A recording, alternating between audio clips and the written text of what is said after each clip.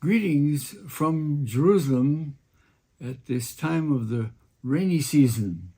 In the Bible, you can read about the former rains and the latter rains. And it's not two different rainy seasons.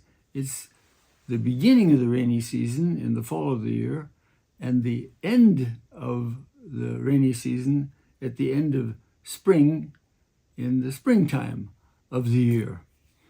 And what's so extremely important is that Israel is on the edge of the desert.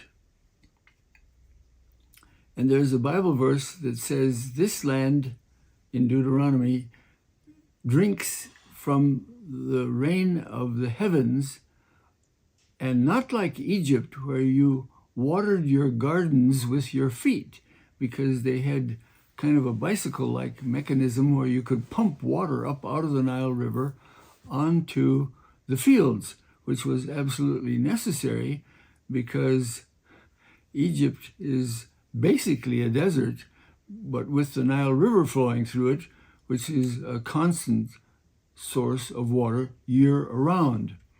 But the problem with being dependent on the rains, if you're on the edge of the desert, is that it's so unpredictable, so unreliable.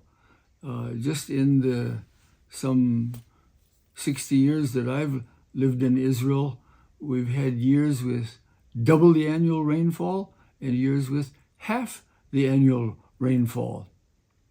And Jerusalem gets as much rain as London does, but in 50, 60 days, whereas London gets it in 300 days.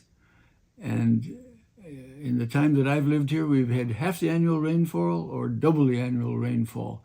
And so you can see that prayer for rain in the fall of the year was something that's part of the Jewish calendar, and they'd bring water up from the spring that supplied water to the city and pour it on the altar with prayers that the rain would come in the right amount and in the right timing.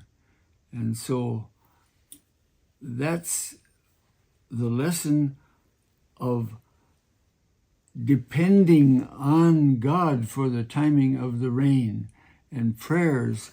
And that lesson of dependency is actually what God is teaching through many, many different means. And in this case, also from the rain. There's even a special name for the first rain, the Moreh, and the last name, the Malkush, and prayers that the rain will come in the right timing and in the right amount. And some years there are such bumper crops that there's a problem in how to store the grain and the barley. And other years there's famine, and helps you understand the Bible when you realize this dependence on the Lord to not die from several years of famine like in the days of Elijah. So let's pray and let God know we feel dependent on him, and then trust that the rain will come in the proper time and the proper season.